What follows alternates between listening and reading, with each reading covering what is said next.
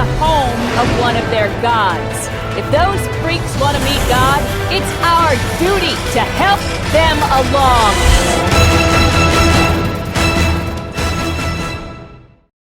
What's up, guys? This is Clicked, here to do my initial impressions and review of the first episode of Spartan Ops in Halo 4. So if you haven't been paying attention, or you're brand new to Halo, Spartan Ops is a weekly episodic campaign that takes place 6 months after the events in Halo 4. You play a part of the Crimson Squad that goes back down to Requiem to finish off the last of the enemies. Now before I go in depth with my review for the first episode of Spartan Ops, let me explain how this works. So every week you'll get a beautiful CGI cutscene that leads into an episode. Each episode contains 5 missions, so basically we'll have about 50 missions or 10 weeks of content. And all of this is free as long as you have an Xbox Live Gold membership. Now I'll be honest, I loved Halo 3 ODST Firefight.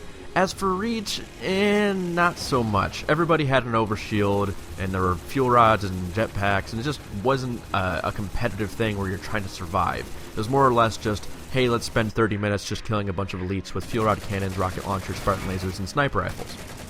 But David Ellis and the rest of the guys at 343 had a mission to create a new firefight-like experience in Halo 4, and now we have Spartan Ops.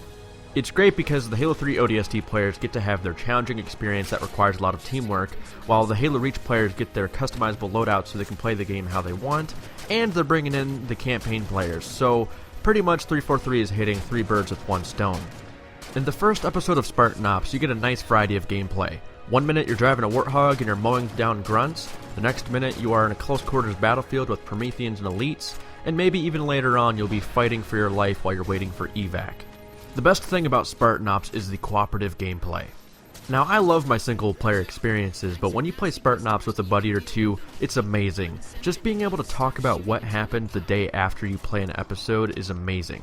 You have all these crazy wow moments, like, for example, the first time my buddy and I saw a Promethean Knight, we were blown away, we both said wow at the same time. There were a lot of crazy vehicle moments, and I was also blown away by how many enemies showed up on screen at one time. It was ridiculous. Now, even though the gameplay is flawless and the maps are perfect in design and aesthetics, I do have one minor complaint. In my opinion, the Spartan Ops storyline seems a little shallow compared to the Halo 4 campaign. I could be wrong though, because if you guys watched Forward Unto Dawn, the first episode was kind of slow because it was developing the characters and the storyline, but then later on it took off. So maybe in episode 2 or 3 we'll start to see some really interesting storylines and some new missions. Speaking of missions, even though this is not a complaint, it is something that I'm worried about.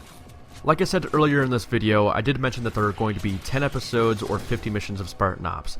The only thing I'm worried about is how is 343 going to keep all of these missions unique from one another? There's only so much you can do. Like most players, I do have faith in 343 now, and I believe they're going to do a great job with the first season of Spartan Ops. I went into this game with a negative point of view, and I was just absolutely blown away by how amazing this game was. Overall, I'm going to give the first episode of Spartan Ops a 9 out of 10.